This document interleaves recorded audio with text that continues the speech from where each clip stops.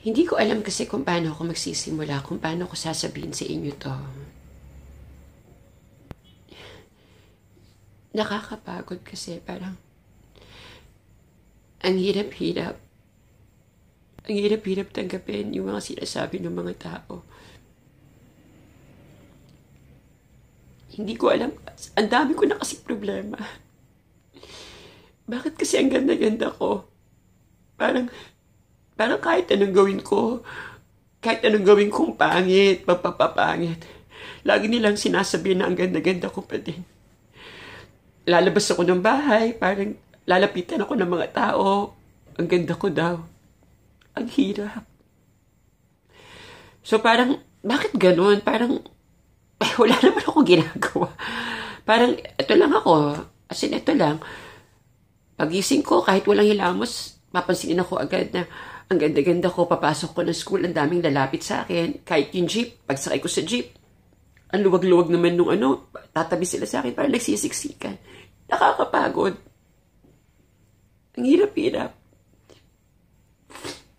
Pero syempre, of course, kailangan ko magpakatatag. I need to face this problem. I need to face this issue of mine. So, gumawa ko ng paraan para ma-overcome ko itong kagandaan ko. Nagpakapangit ako. Hindi ako naghihilamos bago matulog. Hindi ako nagtutoothbrush pag-isip ko sa umaga. Ang dami kong duming nilagay sa katawan ko. Nagpatubo ko ng pimples. Pero, kahit anong ginawa ko, ganun pa din eh. Wala pa din. So, I joined a group, a counseling group, kung saan they are helping people na ma-overcome yung mga problema nila. Lalo na nga itong kagandahan problem ko. Sumali ako sa kanila. So, nung dumating na yung time ko, sabi ko, di ba ang pangit ko? Tapos sabi nung nagpa-facilitate, sabi niya, ha? Hindi kaya? Napakaganda mo kaya?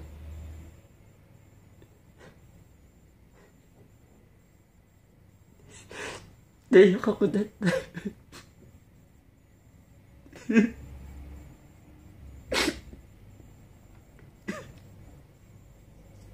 Ang hirap-hirap. Parang kahit ano sabihin ko, parang ang ganda-ganda ko pa rin na. So they help me out to accept the fact na ganito talaga ako. Baka may dahilan, baka may purpose si God kung bakit ganito ako kaganda. So yun, sabi nila sa akin, sige, kaya mo yan. Okay lang yan, maging maganda. Kahit anong pagpapapangit ko, parang ganda-ganda pa din. Of course, sa lahat ng mga taong kagaya ko na napakaganda, be strong, kaya niyo yan. Huwag kayong masyadong problema.